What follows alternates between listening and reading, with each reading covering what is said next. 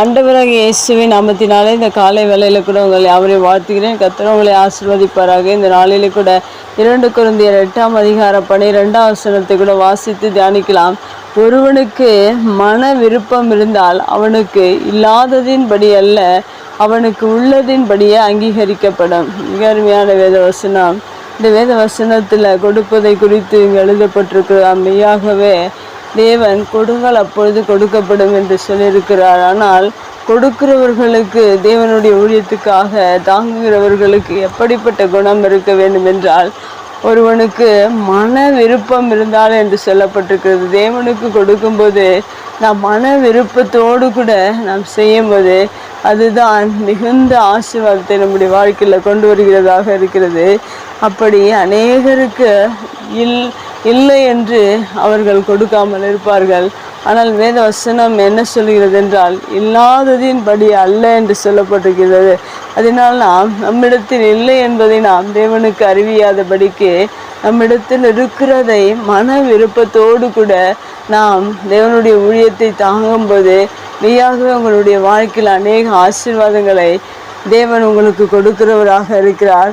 அந்த வேத வசனம் என்ன சொல்லுகிறது என்றால், நாம் மன விருப்பத்தோடு கூட செய்யும்போது அது அங்கீகரிக்கப்படும் என்று சொல்லப்பட்டிருக்கு. நம்மிடத்தில் உள்ளதை குறைவாக இருந்தாலும் நிறைவாக இருந்தாலும் தேவனுக்கு செய்கிற காரியங்களில் மன விருப்பத்தோடு நீங்கள் செய்வீர்கள் என்றால் அந்த காணிக்கை தேவனுக்கு அங்கீகரிக்கப்படுகிறதாக இருக்கிறது.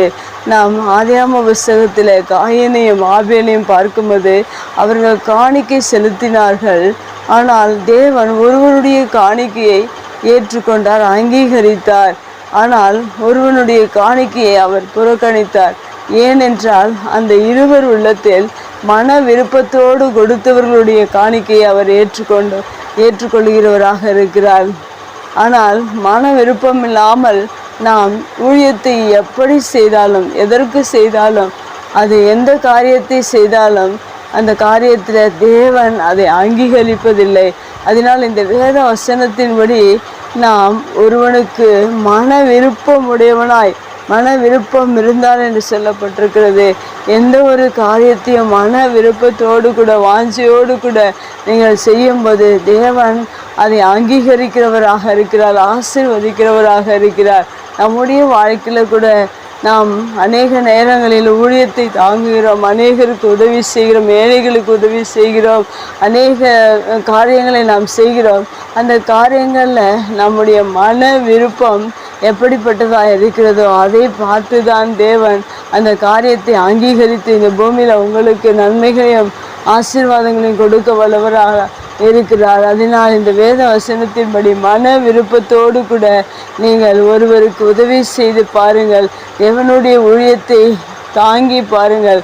மெய்யாகவே உங்களுடைய வாழ்க்கையில் அநேக ஆசீர்வாதங்களை பெற்றுக்கொள்ள தேவன் உங்களுக்கு உதவி செய்வார். கண்களை முடிச்சு வைக்கலாம். எங்கள் அன்பு தகப்பனே, இந்த அருமையான வார்த்தைக்காக நன்றி செலுத்துகிறோம். இந்த வார்த்தையின் பிரகாரம் நாங்கள் மன விருப்பத்தோடு கூட வாஞ்சையோடு கூட நம்முடைய சமூகத்தில் உமக்காக எதை செய்தாலும் மன விருப்பமாய் செய்யத்தக்கதாக நீர் எங்களுக்கு உதவி செய்வீராக.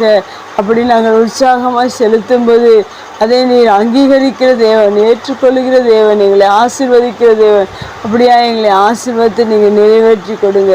இயேசுவின் நாமத்தில் ஜெபம் கேளும் நல்ல பிதாவே, ஆமென்.